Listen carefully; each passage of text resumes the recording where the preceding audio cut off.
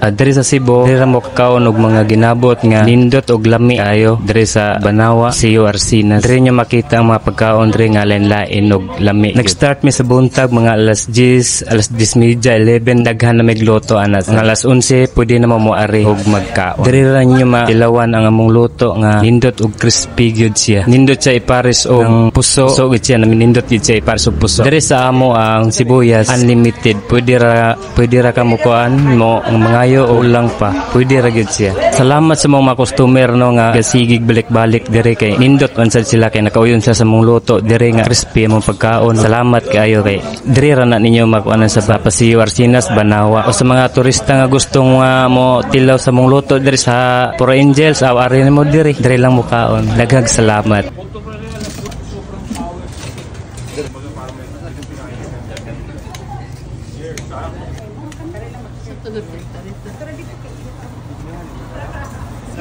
Wait, may order na sa dao. Yan.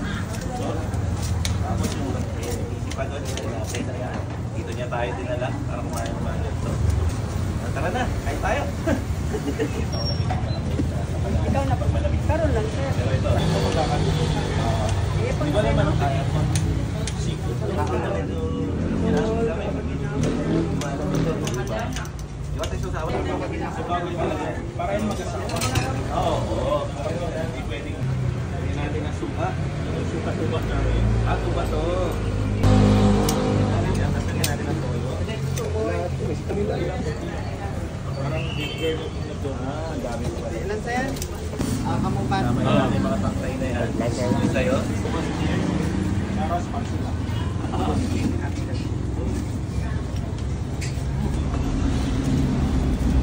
Oo. Inyahan na pito ito, no? Oh. Lalo rin mo ito ko, ilang kinyahan? Punto pa rin alas dos. Sobrang power. May lawan rin nga ba? Oo. Gagawin ko, Eric. Pinaka-flavor na yun. Ginawa ano? At balik yung sitting ako. Nakapan. Ay, yan. Unsa man. Parang hindi na maisip. Tawag ko dito guilty pleasure. Alam ko na mali pero masarap. Oh. Upat mo. Oh.